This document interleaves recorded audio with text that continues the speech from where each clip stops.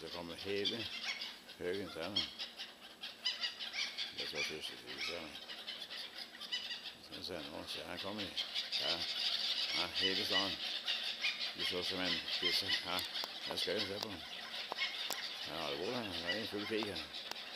Så som en. Se hvor lenge tid vi trenger. Vet opp den der spissene. Det tar ikke lang tid før den er borte, tenker jeg. Ja, en full fart her. En målskrig avviker mye på natt her. Ja, det kommer. Ja, fyker litt, synes jeg. Ingen som ser meg, tror jeg. De har ikke tid å se meg. Jeg ser det jævlig så også den kaken. Det er bra.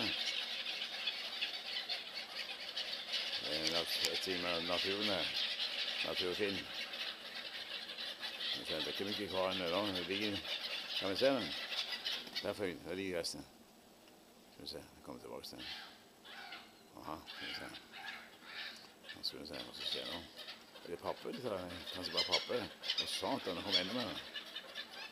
Interessant det. Sånn skjer det når det er natten, tror jeg. Beina ser sammen. Scenario. Skal vi se. Det er papper som gir bånd. Stakkars fuglen. Det kan de ikke ete papper da. Skal vi se hva det går den. Det her går til. Ete papper. Hvorfor meg så sulten i den? Det er ikke lett å være fugl heller. De drar det langs hele kanten. Skal vi se når føyte. Det er bare papper i kåren. Ja, papper. Det er synd, altså. For jævlig. Vi tar hver minste bit der. Hvorfor meg? Det er ikke lett i livet. Her står jeg og ser på det scenariet. Ingen fatter noe ting. De må si fugler mat i stedet for å stikke mot det. Her står Simon papper og ser. Det er for jævlig. Så for livet jo. Hva? For livet. Se bare. Nå er det kjørt. Satan så sint til meg. Så hungrig, vet du, stakkar. Da er det fryktansvært. Ja, det her med. For livet jo. Utrolig, men sant. Det er jo papper kvar, stakkar. Det er ikke til med papper. Ja. Da er det forferdelig, vet du. Nå drar de papper av stedene.